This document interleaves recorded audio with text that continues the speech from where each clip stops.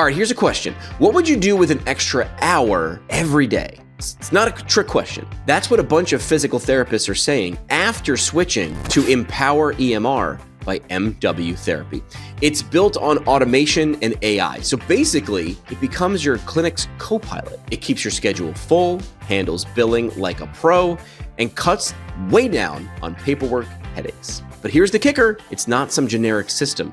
It's made for physical therapists by people who know what you deal with day in and day out. You want more patients? Done. Easier documentation? Done. Less stress? Yes, please. Empower lets you be the hero of your clinic with happier patients, less burnout, and better profits. Book your demo today at mwtherapy.com and see why switching just might be the easiest win of your year. I think the number one thing for that is like, you've got to lead with value first. Like the emails that I send out for Patch, like I send two out. The Tuesday ones are kind of just my thoughts of like, kind of like the Seth Godin one where, you know, I'm just kind of writing about what I'm thinking about. And then the Friday ones are all like the content that I consumed that I really liked that I think other clinic owners will also like as well. This blast that you're about to send is not going to work because you have no trust with your list. You've provided no value. Today's guest didn't follow the typical path. In fact, he's not even a physical therapist, but that didn't stop him from founding one of the most successful cash-based clinics in Boston and scaling it to 2 locations, 7 providers, and a wait list filled by the power of smart digital marketing. Now, while most clinic owners were relying on physician referrals and word of mouth, he was running Google ads, dialing in SEO, and converting leads through email automation. Yeah, email, the thing everyone else thought was dead. And when he realized the systems he built were scalable, he sold the clinic and co-founded a company to teach other practice owners how to do it too. From LMT to CEO, clinic to tech startup, and growth to exit, this is the story of how to build enterprise value in your practice without burning out or selling out. Grab a drink and meet the man behind the marketing engine, Jeremy DuPont, here on PT Pintcast.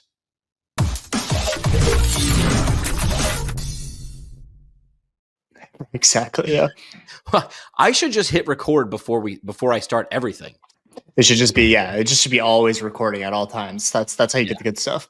And for clarity, just for you, I've already recorded your intro, but I did it at the end of the episode. Like that's where people are like, wait a minute, how do you know what you're about to talk about? I'm like, because I'll record it at the end of the episode.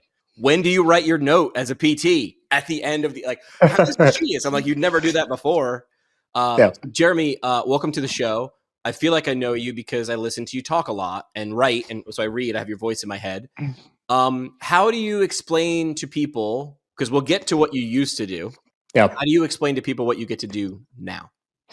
Yeah. So what I do now is I run a digital marketing company. It's called Patch. We help primarily cash-based physical therapy clinics just do marketing better for the most part. So it's really anything on like the digital landscape side of things. So everything from Google Ads to SEO to setting up backend systems through a CRM, email marketing, really anything that doesn't involve like the local marketing side of things, we help them do those things. It's kind of what I do now.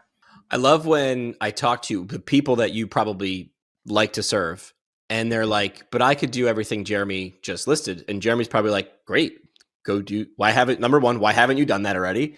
And number two, like, how hard could it be? It's not rocket science, but the question is, and I think someone reframed it really well, anybody can, just will they, right? Like anybody can, like when potential patients look at PTs, they're like, I can just Google this. It's like, great, why haven't you? Because you're looking for guidance or to someone to plan it out. Like when I did my last longer distance triathlon, I wanted to have a good experience on race day. And I know enough about triathlon that I could plan a training plan. And I hired someone because I was like, I want someone who's better than me to do it.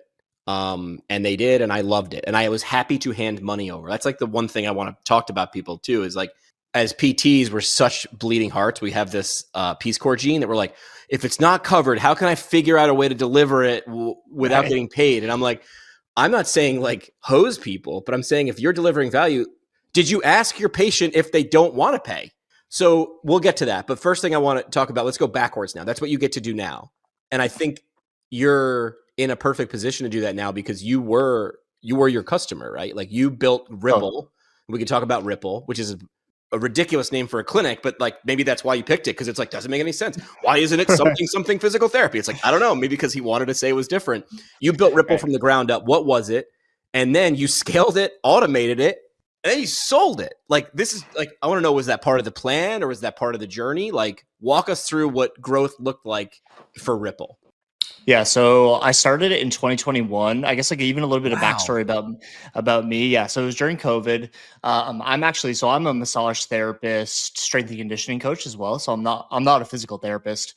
I get long story short, I moved to Boston because for PT school, realized that PT wasn't for me because I worked as like a PT aide job, and it was at the hospital and inpatient physical therapy. And I was like, this is not what I thought I was signing up for. Basically, I thought I was going to be with athletes and doing a little bit more on like the AT side of things. So I didn't end up going to DPT school, and just kind of turned myself into this like hybrid provider, I guess, for lack of a better word, where I got my massage therapy license, took all the PRI, FRC, all of those certifications, and just did this like, kind of like strength training / manual therapy, personal training service in downtown Boston. So I was working at a clinic. It was going great. It was awesome. I had a full caseload. It was, I was doing exactly what I wanted to do. COVID hit. The clinic I was working at shut down. And so from that point, I went self-employed, worked like that COVID summer, treating people outside in their homes, wherever I could, just to see the people I was seeing beforehand. And things actually got busier for me during COVID because I was providing that like one-on-one service and almost like this concierge type service. So, I was like, I think I have something here. Obviously, this is a weird time in the world, but I'm going to kind of go all in and open up this standalone space in downtown Boston. So that's where Ripple was born. So we started that in 2021. It was just myself to begin with. Long story short with that is, 3 years kind of went by and was able to grow it to, we had 7 PTs. So we're fully Wow. cash based. We didn't take any insurance or anything like that. We ended up, we had 2 locations and I sold it in November of last year. So a few months ago. And yeah, I think like you said, I was in a situation where like I hired a marketing company to do those things that, I thought like, I don't really know how to do this stuff. And like, I need to like grow this clinic and be a manager and pay the bills. So I hired a Boston based marketing company to do SEO and run Google ads and all of that stuff. And kind of got burned by them, to be honest with you. Sure. So $10,000 later. And I was like, well, I got to figure this stuff out on my own, I suppose, if I want this to work. Ended up falling in love with it. And that's really like where our clinic was able to grow and kind of led me to Patch, really. That's awesome. I think one thing that jumped out at me is that time frame that you're talking about. A lot of people shrunk. A lot of people got real small. Do you know what I mean? Like a lot of people were like, I'm just going to be safe. And you did Yeah. quite literally the opposite. Like you built something in the middle when everybody else was shrinking. Did that feel, I mean, how was that like? It was just such a weird time, right? Because it was, 1 week mask mandates were lifted, we were all good to go, we are in the clear, and then the next week everything was like rolled back, and we could only have one person in the clinic at the time, and it was just such a bizarre like time of year. But again, I think like super lucky, like timing wise, where because we were doing the one-on-one care and the 60-minute care, and all of the like the PTs were seeing one patient in a private room, people gravitated to us more versus like the insurance clinic that needed to have like 5 or 6 people in there at a time. Right, right, right. And that's where like people started seeking us out because they felt more comfortable coming to see us versus the traditional PT route. Yeah. I want to talk about a phrase that I'm not sure I understand, and I didn't look it up on purpose because I figured, hey, I'm going to talk to Jeremy. He's going to know what it means. He can just teach it to me better. The phrase is enterprise value. Like, what is it? And then what? I mean, obviously, I don't know what it is, or I haven't used that phrase before. Like, what is it? What should I and the audience, like clinic owners, know about it? Yeah. So enterprise value, if you would ask me a year ago, even like I would have no idea what you're talking about either. This is all stuff that I learned during like the sale of my business. And really what enterprise value is doing something to set your business up to have bigger, like long-term scale to it. So if you do go and sell that clinic, adding more enterprise value means that your clinic is worth more money if you do go and sell that business. So for me, like again, like I kind of got to the point where my clinic was automated. I had somebody approach me to sell the business. I had kind of thought that, I knew I wanted to go all in with Patch and, eventually either want to step away or, find somebody to buy this thing or take it over. So when I got approached for the sale of the business, I was kind of forced to start learning all of these things of like, Right. what is enterprise value? What can I do to set myself up? It's adding key employees, it's having backend systems, all these different things. So it's really anything you can do to increase the value of what your clinic is worth. That probably requires people stopping, pausing, and being able to take stock of something now and look down the future. I feel like not all, but a lot of people are like, they're so underwater or they're so up to their eyeballs in the now that's something I'm never going to do. And we know, like with retirement accounts, a little bit now helps a lot later. And there is a point when you can't catch up. So what advice would you give to someone who's like in it now and is like, hey, I'm not planning on selling, but like maybe, what advice would you give to them? Like, hey, like I want you to scare them a little. Like, you need to pay attention to this, or else there will be a point in the sand where you've gone too far and now it ain't possible. Totally. Yeah, I think the biggest thing, right, and this is what I talk with a lot of clinic owners inside of Patch about, is you need to start like figuring this stuff out now, because eventually you're just gonna you're not gonna want to run the clinic anymore. You're not gonna want to be a therapist, or like you're gonna want to try to do something else. And if you don't start slowly chipping away at building systems, having a key employee in place so that you can take a vacation if you want to, and things don't totally crumble. Then, not only you're going to work 10, 15 years on building this business and you're going to have nothing to show for it at the end of the day. That sucks, obviously, right? And I always tell people too, of like, it doesn't matter if you're trying to sell the business or automate the business so you have like time and location freedom. You're doing the same exact thing. The process of both of those things are exactly the same. It doesn't mean you have to sell the business. But I think the end goal should be, again, like if you want to take a couple week vacation and the clinic still makes money and it runs and you don't need to step in and hop in Slack or answer emails, that's really the goal at the end of the day. So, regardless of what your end goal is, that's what you should be shooting for. Yeah. You said part of Ripple's success was built on digital marketing. You said you got burned, then you figured out sort of how to do it yourself. Hey, how hard could this be? The difference between you and someone else saying, well, how hard could it be, is you went and did it. Like, you researched it, which again is not for everybody, right? If somebody asked me to do something outside of my domain, I would just never do it because I don't want to. Like, that's the thing. I don't want to learn about plumbing. I want to hire someone to put in a bathroom for me, but I'll learn about how to mow my lawn. I'll do that, right? So like figuring out what you're good at and what you like to do. You said it was really built digital marketing with that email, that SEO. Why do you think so many clinics ignore this? Like, even if we're like, this is important and they agree, why do they ignore this? And then also, what's working now? Like, what's the next thing from email and SEO that someone should at least be paying attention to? Yeah, totally. So I think the reason it worked for me is because, clearly, like I said at the beginning, I'm not like your standard clinician, where I think a lot of PTs that I talk with, like, they're clinicians at heart. They're not really like business owners. Maybe they just like kind of stumbled into this because they wanted to give a little bit better care, especially on our end with the cash-based PTs. So like for them, going and like removing time away from like the actual like treating side of things and giving that care to sit in front of a computer and learn SEO or the inner workings of Google Ads, like that is not appealing to most PTs that I speak with. For me, like I loved diving into that stuff because, my heart wasn't like totally in the clinician side of things. I was more than happy to pass off all of my patient care to my staff PT, and I can go and figure out this marketing side of things. So I think most PTs don't end up doing this because they just don't really like doing it. And that's totally okay. As a business owner, you have so many other things to worry about. You've got to fulfill, you've got to be a good leader, you got to do all the local marketing. And I think that's what an actual PT actually loves doing. So I think that's why that's where like kind of Patch comes in. I think we fit very nicely in a lot of businesses because we kind of handle all the stuff that needs an industry expert to do. And it's always the stuff that people like clinic owners just don't want to do. So that's, kind of my thought process on, why I think most PTs don't do this stuff. In terms of what I'm seeing moving forward, Yeah. I think AI is obviously the Wow. big buzzword with all of this stuff coming through.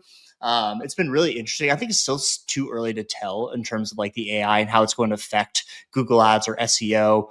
Obviously when you Google something right now, Google will spit you out like the almost like an AI like script of like some of like the key points that it's then like crawled on the Yeah. internet.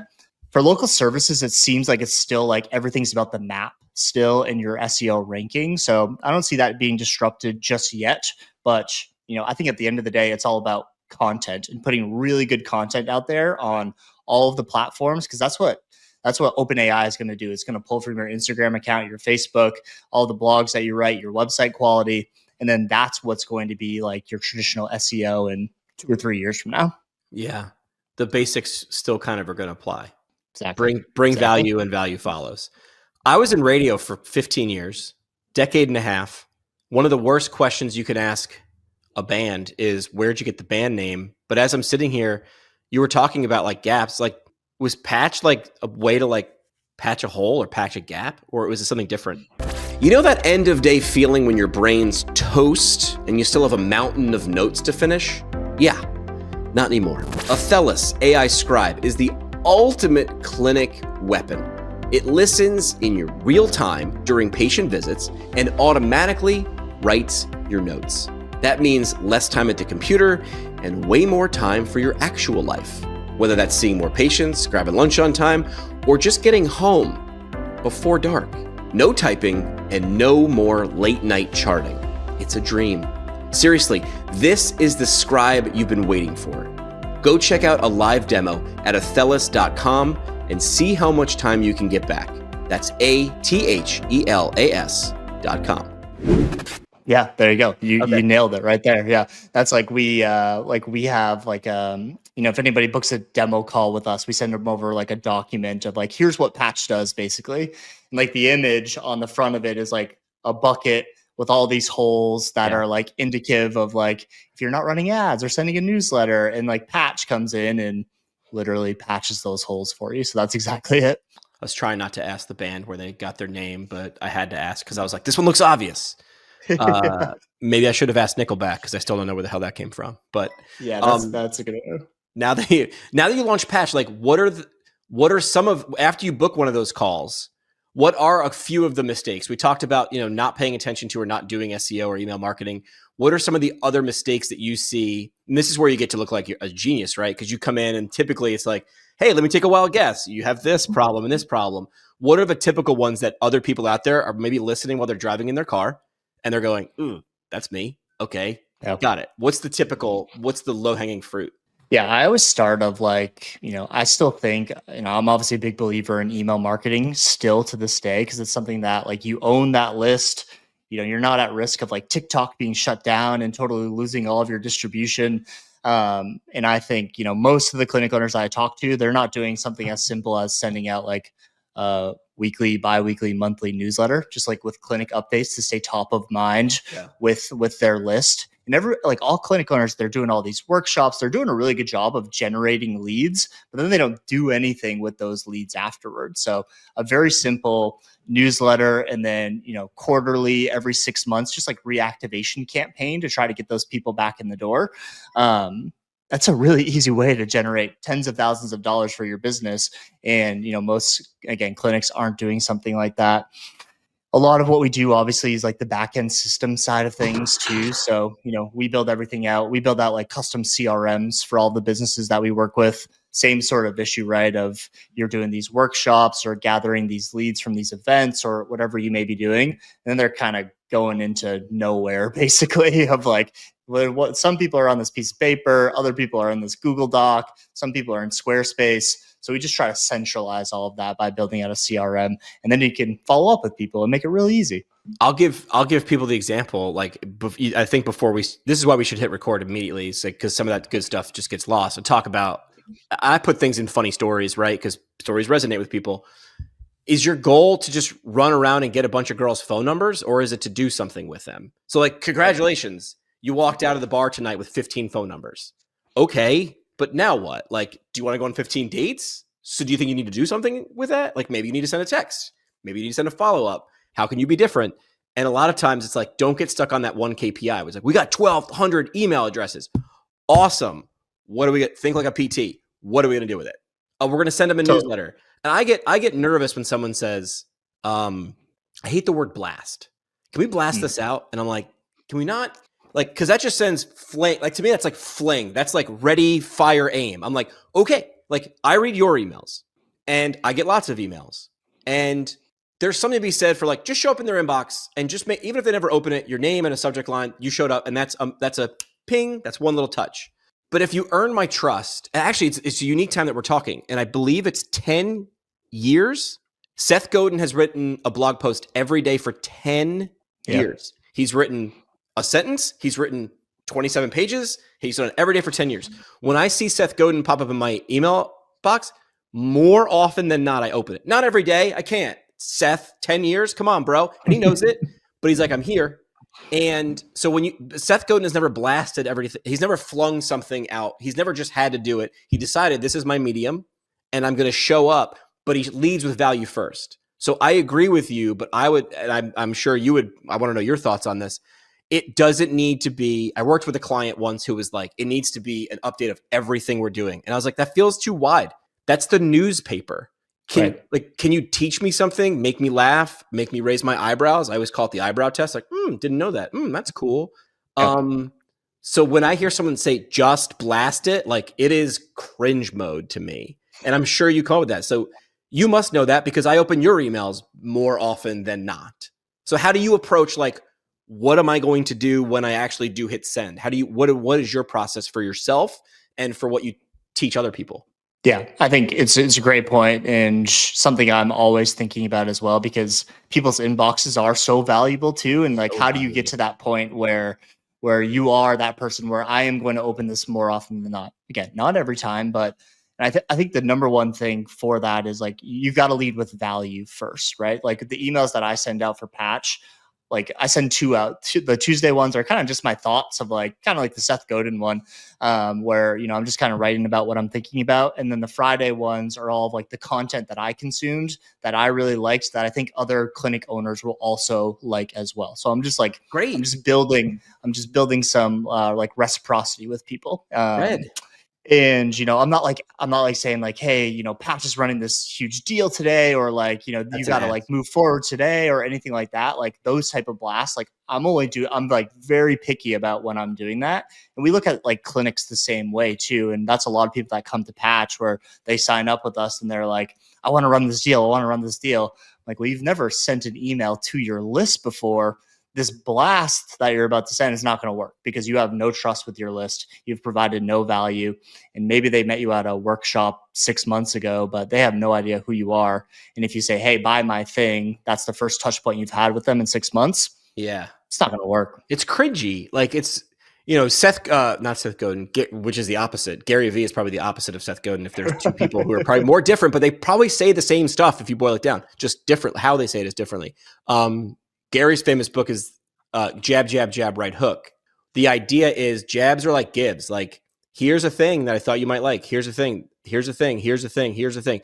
By the time Gary says, I have a book for sale, you're like, I feel like I owe him to buy it, even if I'm not going to read it. Like, I owe this guy. Exactly. Like, that is building cred with someone. I have a shelf full of Gary. I've read half of them, but I'm going to.